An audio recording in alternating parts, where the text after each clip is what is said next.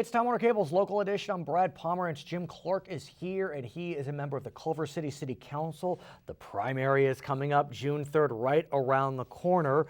In Culver City, there is what's known as Measure CC. What exactly is Measure CC? Well, Measure CC is a bond issue, a $106 million bond issue to be able to refurbish our school facilities, our infrastructure, our bathrooms, science labs, our auditoriums. We've got great quality in terms of the education of our schools. We're distinguished schools, but the physical facilities are in need of repair. There's no doubt that Culver City voters have been generous recently. I believe that the city voted in favor of Prop 30, which was a statewide tax increase. There was a local tax increase that passed with what percent? Nearly 75% for a half-cent sales tax in November of 2012. And it needed 2/3, so that's quite remarkable. For this measure, you'll need 55% of the vote. Correct. It's a June primary, so we'll wonder what the voter turnout would be. But what do you think? 55%? Well, I think it's a lot better chance. Right.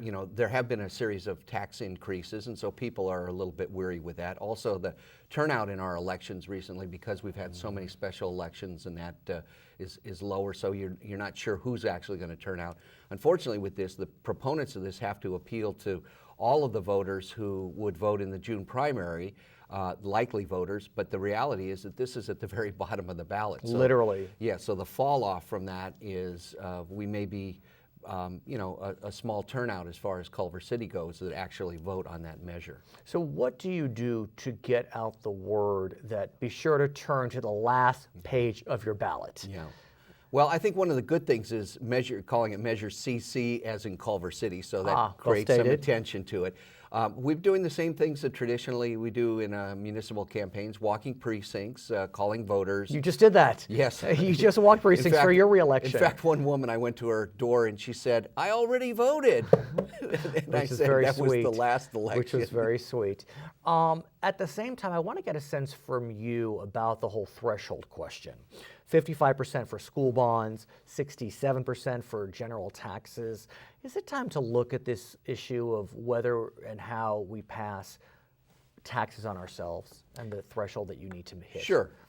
I think we do. I think it's the same problem that you face almost at the federal level too, with the way you can't get anything done at the federal level because the filibuster rule and that.